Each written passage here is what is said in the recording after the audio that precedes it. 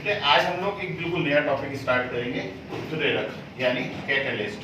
ये उत्प्रेरक या चैप्टर का नाम है उत्प्रेरण। जैसा आप लोग 9th क्लास से ही पढ़ते आ रहे हैं, उत्प्रेरक किसे कहते हैं? उत्प्रेरक वे पदार्थ होते हैं जो रासायनिक अभिक्रिया में भाग नहीं लेते लेकिन अभिक्रिया के वेग को बढ़ा या घटा देते हैं। उत्प्रेरक कहलाते हैं। डेफिनेशन क्या कहलाती है? अभिक्रिया में भाग नहीं लेते और ये अभिक्रिया उत्प्रेरण अभिक्रिया कहलाती है।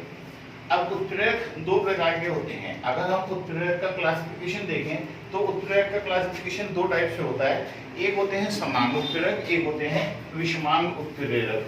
समांग उत्प्रेरक यानी कि ये होते हैं होमोजेनियस कैटलिस्ट।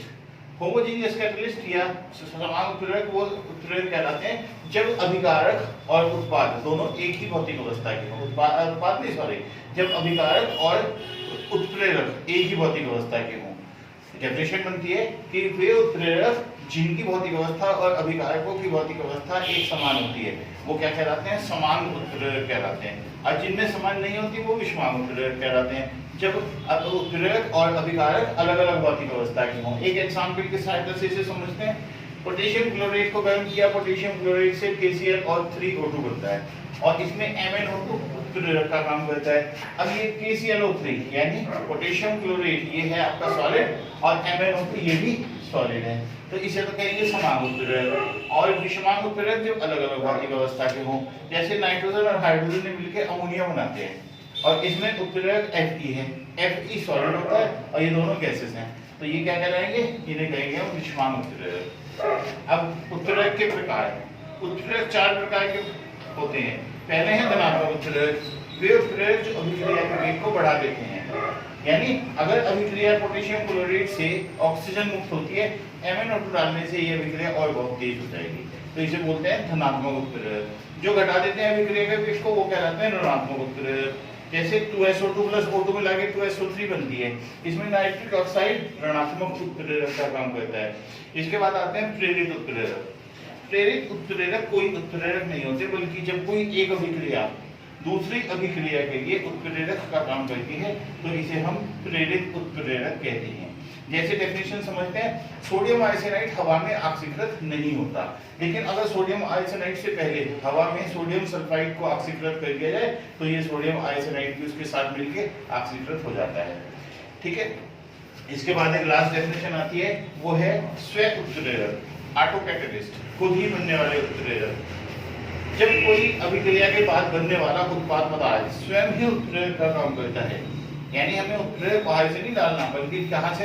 जब कोई उत्पाद पदार्थ खुद ही उत्प्रेरक का काम करता है तो उसे स्व यानी ऑटो कैटलिस्ट बोलते हैं।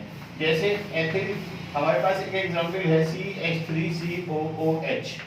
इसकी हमने पानी यानी HOH से अभिक्रिया की, इसे चेंज करते हैं इक्वेशन को, हम एथिक एसीटेट का एग्जांपल लेते हैं CH3COO C2H5 एथिल एथेनोएट, साधारण भाषा में एथिल एसीटेट। इसका जब गठन किया HOH की सहायता से तो H तो मिल जाएगा इसको और OH आ जाएगा इसके साथ, ये बन जाएगा CH3COOH और साथ में C2H5OH।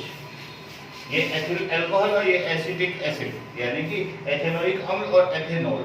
अब जब ये अभिक्रिया चलेगी पहले तो बहुत स्लो चलेगी, लेकिन जैसे ही इस अभिक्रिया में एसिटिक एसिड बनेगा तो ये स्व उत्प्रेरक का काम करेगा।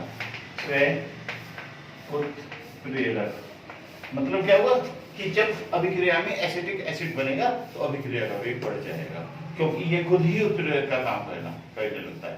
तो 1 मिनट को शॉर्ट में रिवाइज करवाते हैं। जो अभिक्रिया के वेग को बढ़ाते हैं धनात्मक, जो घटाते हैं ऋणात्मक। जो एक अभिक्रिया दूसरी अभिक्रिया के लिए उत्प्रेरक का काम करती है उसे हम इंड्यूस कैटलिस्ट या प्रेरित उत्प्रेरक बोलते हैं, और जब कोई उत्पाद पदार्थ खुद ही उत्प्रेरक का काम करता है तो ये स्व उत्प्रेरक कहलाता है। ठीक है, इन्हें एग्जाम्पल्स के साथ, इक्वेशंस के साथ एग्जाम्पल्स को लर्न कीजिए और अपनी कॉपी में लिखिए। Thank you.